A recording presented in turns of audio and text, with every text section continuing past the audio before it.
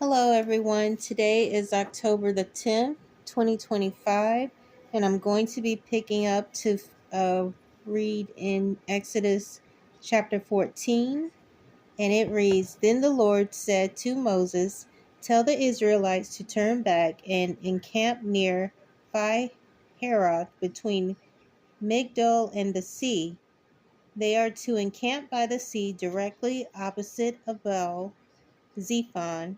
Pharaoh will think the Israelites are wandering around the land in confusion, hemmed in by the desert.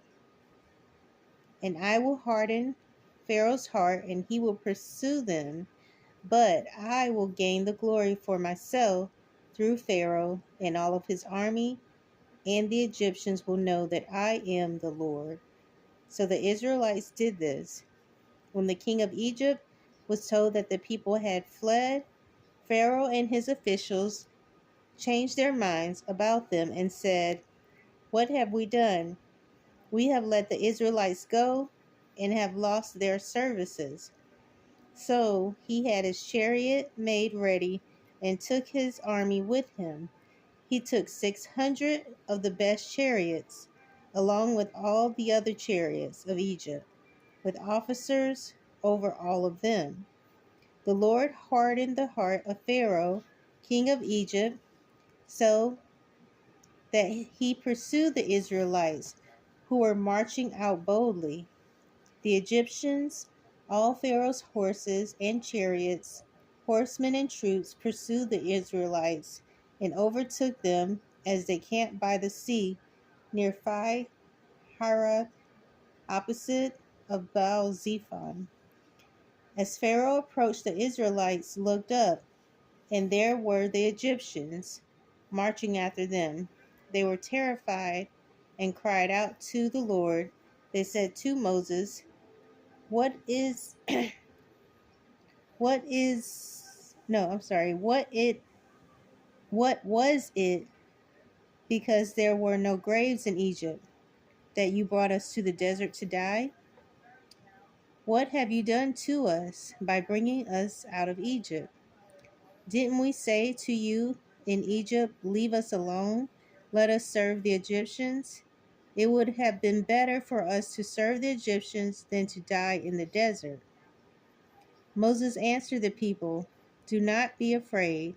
Stand firm, and you will see the deliverance the Lord will bring you today.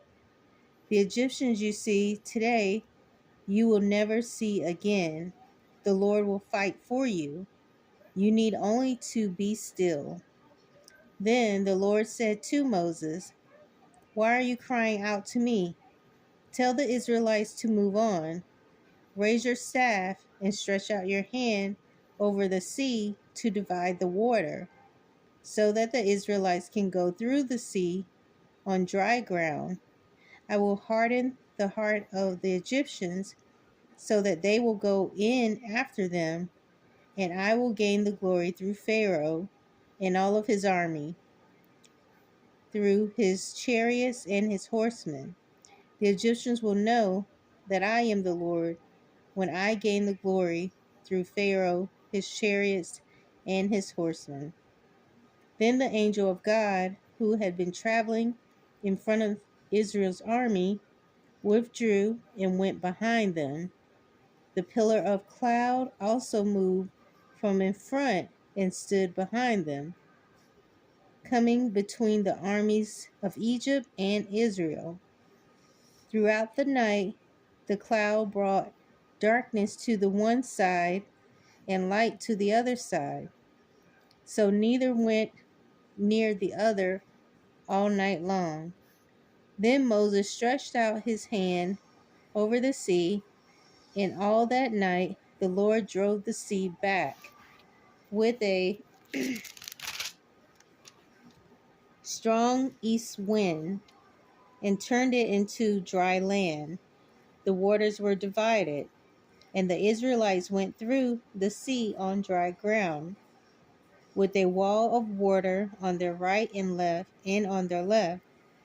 The Egyptians pursued them, and all Pharaoh's horses and chariots and horsemen followed them into the sea.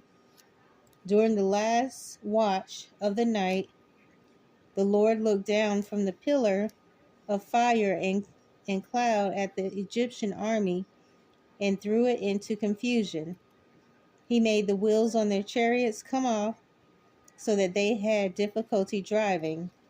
And the Egyptians said, "Let's get away from the Israelites. The Lord is fighting for them against Egypt." Then the Lord said to Moses, "Stretch out your hand over the sea so that the waters may flow back over the Egyptians and their chariots and horsemen." Moses stretched out his hand over the sea, and at daybreak the sea went back into place. The Egyptians were fleeing towards it, and the Lord swept them into the sea.